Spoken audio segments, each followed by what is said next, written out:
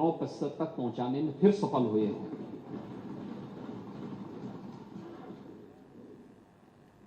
चार ओवर पिछले उत्तर प्रदेश की विकास दर कोविड जैसी महामारी, वैश्विक महामारी के बावजूद आर्थिक विकास दर उत्तर प्रदेश की आज नेशनल एवरेज से बेहतर स्थिति में चल रही है। 15.9% की विकास दर के साथ उत्तर प्रदेश आगे चल रहा है। प्रति व्यक्ति आय 43,000 करोड़ रुपए से बढ़कर के इस वित्तीय वर्ष में 1,20,000 करोड़ तक ये पहुंच चुकी है। और मेरा मानना है कि उत्तर प्रदेश में संभावना है, आज हम इसको आगे बढ़ाएंगे। आज नेशनल जो पर कैपिटा इनकम है वह 2 लाख करोड़ की है, उत्तर प्रदेश 1,20,000 तक पहुंच चुका है। और मेरा मानना है कि उत्तर प्रदेश में संभावना है और इसीलिए जो हमारा एक्सपोर्ट था 84,000 करोड़ से बढ़कर के 1,86,000 करोड़ पार कर रहा है और बजट 3-3.25 लाख करोड़ से बढ़कर के 8,08,000 करोड़ इस वर्ष हम लोगों ने प्रस्तुत किया है। केंद्रीय करों पर निर्भरता 56% से घटकर के 46% रह गई है। राज्य की हिस्सेदारी भी हर एक क्षेत्र में आगे बढ़ी है। स्टेट एक्साइज 52 यानी 12,000 से बढ़कर के यह 60,000 तक पहुंचने जा रही है। और नीति आयोग के फिस्कल हेल्थ इंडेक्स में 8.9 अंकों का सुधार हुआ है। प्रदेश फ्रंट रनर स्टेट का दर्जा प्रदेश को हासिल हुआ है और पिछले 5 वर्षों में यूपी अब बीमारू नहीं, रेवेन्यू सरप्लस स्टेट के रूप में अपने आप को स्थापित कर रहा है। अब यूपी डिजिटल स्टेट के रूप में अपने आप को स्थापित कर रहा है। जो 2017-18 में 15 यानी 16-17 तक तो स्थिति बहुत खराब थी, लेकिन 16-17-18 में हमारा जो डिजिटल लेन देन केवल 122 करोड़ का था, आज बढ़कर के यह लगभग 1400 करोड़ तक पहुंच चुका है। महोदय, जो अलग अलग सेक्टर में काम हुए हैं, अलग अलग सेक्टर में जो काम किए हैं, कृषि और संबद्ध क्षेत्रों में यहां चर्चा कर रहे थे, कृषि की नेता विरोधी दल भी कर रहे थे, हमारे जनसत्ता पार्टी के नेता श्री रघुराज प्रताप सिंह जी भी कर रहे थे, अन्य मान्य सदस्यों ने भी इसकी बात कही थी।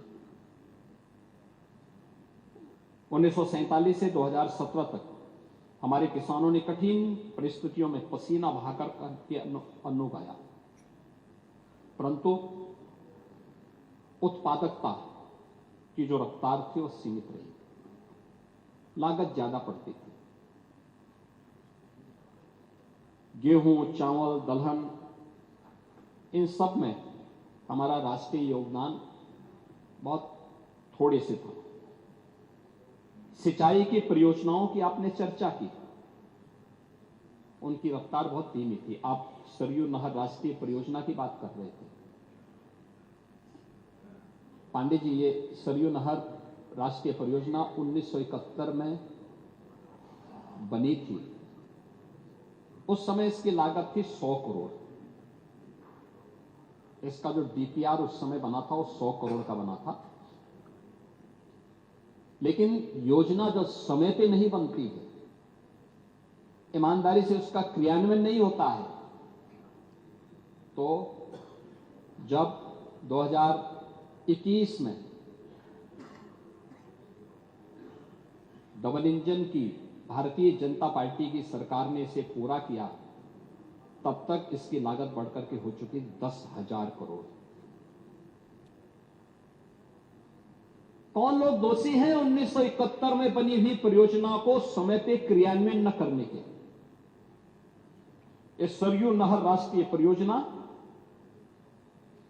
प्रधानमंत्री मोदी जी के विजन के परिणाम स्वरूप प्रधानमंत्री कृषि सिंचाई योजना के कारण यह योजना बन पाई और इसके कारण 14 लाख हेक्टेयर लैंड को अतिरिक्त सिंचाई की सुविधा प्राप्त हुई है।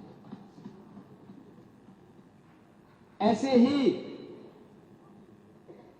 अन्य अर्जुन सहायक परियोजना हो, बाण सागर की परियोजना हो, ये सभी परियोजनाएं ऐसी थी जो पिछली सरकारों के विजन के अभाव के कारण और कोई विजन डॉक्यूमेंट न होने के कारण आधी अधूरी पड़ी हुई थी।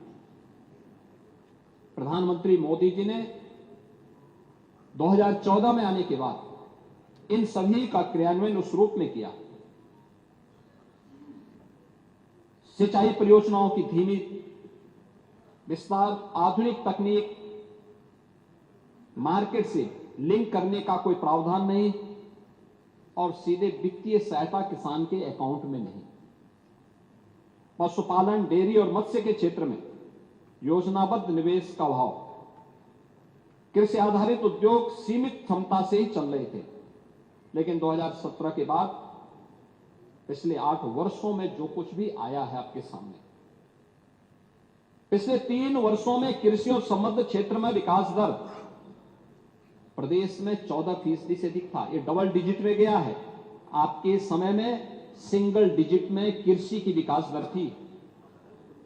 और याद रखना, ये भी राष्ट्रीय औसत से एक बेहतर स्थिति में है। उत्तर प्रदेश जैसे राज्य में संभावना है, क्योंकि उत्तर प्रदेश देश के अंदर सर्वाधिक सिंचित भूमि किसी के पास है तो वह उत्तर प्रदेश के पास है।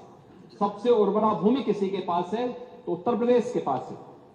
खेती में नई तकनीक के समावेश, अच्छी क्वालिटी के बीज और खाद की पर्याप्त उपलब्धता के फलस्वरूप जो प्रदेश का खाद्यान्न उत्पादन में राष्ट्रीय योगदान आज बढ़कर के हमारा जो राष्ट्रीय पहले सीमित जो स्थिति थी, आज वो बढ़कर के लगभग 21% खाद्यान्न उत्पादन अकेले उत्तर प्रदेश कर रहा है पूरे देश के लिए। जबकि देश के अंदर जो कृषि योग्य भूमि है, उत्तर प्रदेश के पास उसका शेयर केवल 10% है। जनसंख्या 16% है, लेकिन खाद्यान्न उत्पादन उत्तर प्रदेश से, क्योंकि प्रकृति और परमात्मा की जो असीम कृपा है, उस असीम कृपा का परिणाम हमारे अन्नदाता किसानों के परिश्रम और पिछले 8 वर्ष के अंदर किए गए प्रयास का परिणाम है कि आज उत्तर प्रदेश का इसमें योगदान देश के अंदर 21% तक पहुंचा है। 2024-25 में गेहूं उत्पादन 414.39 लाख मीट्रिक टन, जो राष्ट्रीय योगदान यानी देश के अंदर कुल गेहूं उत्पादन में 35% से अधिक है, जो देश में नंबर 1 पर है। गेहूं उत्पादन में 30 कुंटल प्रति हेक्टेयर से बढ़ाकर के आज 40 कुंटल को पार कर चुका है। कुछ प्रगतिशील किसानों ने 48 और 50 कुंटल पर हेक्टेयर भी पैदा किया है, लेकिन एवरेज 40 कुंटल प्रति हेक्टेयर आया है। चावल उत्पादन 219 लाख मीट्रिक टन, राष्ट्रीय जो देश के अंदर यूपी का योगदान है वह लगभग 14.7%, ये देश में अग्रणी है। गेहूं और चावल का राष्ट्रीय योगदान जो क्रमशः प्रदेश में हमारा जो था वो 30% से बढ़कर के 35% गेहूं में और चावल में 12% से बढ़कर के लगभग 14.7% तक उत्तर प्रदेश का योगदान बढ़ा है। उत्तर प्रदेश में 2016-17 से 2024-25 के बीच प्रमुख फसलों में जी औसत उत्पादन का जो वृद्धि दर है वो 42.8% है, जबकि इससे पहले 16-17 के पहले यह जो योगदान था ये मात्र 8.7% ही था। अब दलहन और तिलहन को आप देखें, दलहन और तिलहन में भी उत्तर प्रदेश ने तेजी के साथ अपने अन्नदाता किसानों के जीवन में परिवर्तन लाने का काम किया। तिलहन उत्पादन 29.2 लाख मीट्रिक टन, आज यह लगभग 7% तक यूपी पहुंचा है राष्ट्रीय योगदान में, लेकिन 16-17 तक यह था मात्र 3.3% का योगदान। तिलहन उत्पादन में 8 वर्षों में 46.6% की वृद्धि हुई है। दलहन उत्पादन में उत्तर प्रदेश ने 35.6 लाख मीट्रिक टन राष्ट्रीय योगदान जो इसमें का उत्पादन किया, जिसमें राष्ट्रीय योगदान 14.1%। 2016-17 की तुलना में अगर आप देखें तो 2016-17 तक ये केवल 9.1% था। तो 9.1% से बढ़कर के हम आज 14.1% तक पहुंचे हैं।